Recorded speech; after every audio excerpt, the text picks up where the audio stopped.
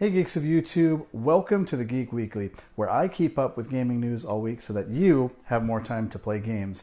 I am Finn, and this week, new Old Republic content, Mortal Kombat suffers a fatality, and Sony is already talking about new PlayStation hardware. The Geek Weekly starts right now.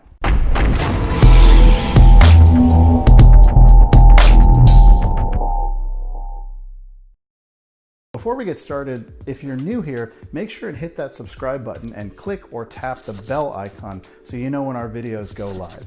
Star Wars has been in the news a lot lately, with Episode 9's trailer being dropped at Star Wars Celebration. Also at Star Wars Celebration, Star Wars Jedi Fallen Order was announced. It's being developed by Respawn and published by EA.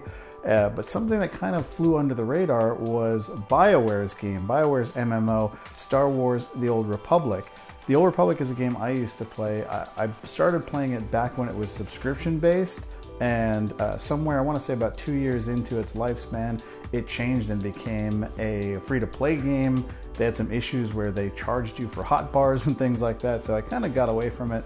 I started playing it again when they came out with Knights of the Fallen Order. I don't remember exactly what it was called, but whatever the last expansion was, it wasn't that interesting, to be honest with you, but I've always loved the gameplay, and I've loved the fact that they finished up a lot of those storylines from the Old Republic.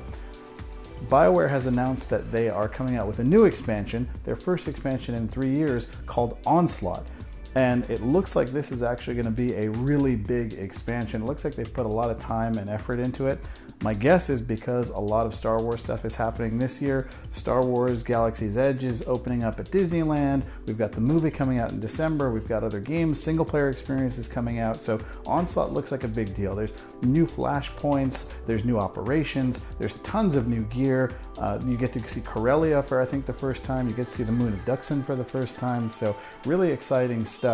My hope is that this brings a lot of players back to the game for BioWare, because I don't know if you guys have been following the news, but BioWare has been having kind of a tough year. A lot of their games have not been landing with the consumers. A lot of their choices have not been landing with the consumers. So my hope is that the Old Republic brings it back for them, and that maybe they can kind of pin a lot of their hopes on this game.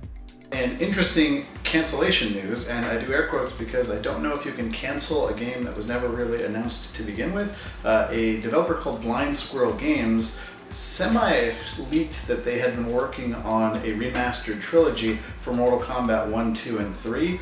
An artist named Brian Hyun, and I might be getting his name wrong, had posted some images and concept art that he was working on for the game on his website, but then also announced that the game had been canceled and they were no longer working on it.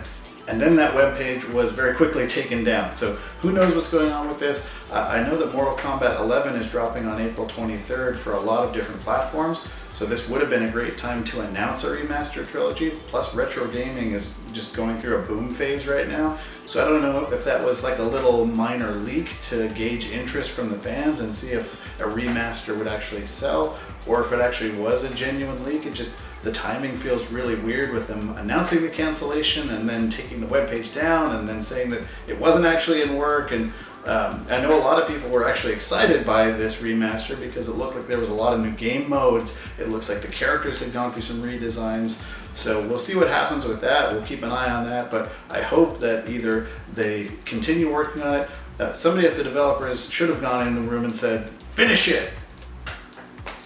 Because they say that in the game, and they should have kept working on that. And finally, in what could arguably be the most exciting news for the week, Sony has started talking about the PS5.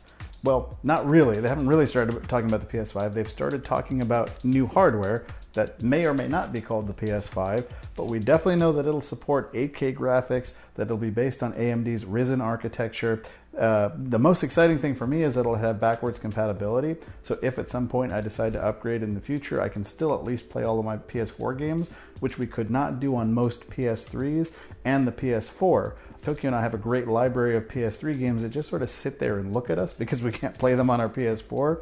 So that's exciting. They've also announced that it'll feature an SSD drive, which should decrease load times and enable developers to push the system even further. Really what it seems like is that Sony is taking the PS5 and bringing it closer and closer to PC gaming. But why the focus on 8K graphics? I don't understand, especially when Nintendo Switch has been innovating so much in how you play games and where you play games. Nintendo has also announced that next year, or it's a rumor, they haven't officially announced it yet, but next year we're looking at some new Switch hardware, maybe a Switch Pro, maybe a Switch Mini, or a Switch with non-removable Joy-Cons where they can lower the price a little bit.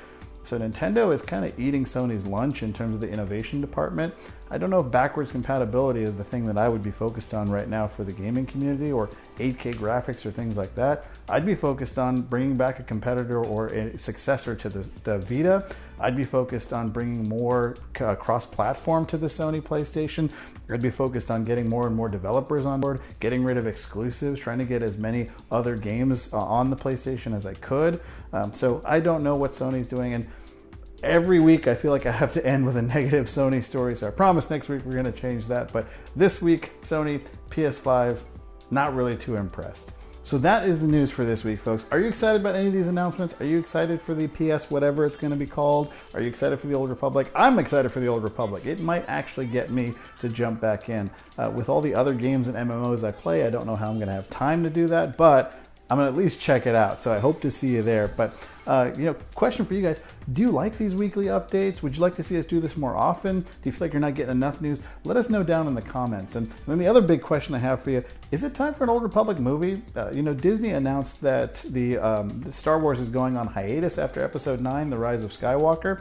But after that hiatus, is it time for the Old Republic? Is it time for the Sith Empire to make an appearance in the mainstream universe? Do you think the world is ready? Let me know down in the comments. But in the meantime, I'll see you next time. Take care.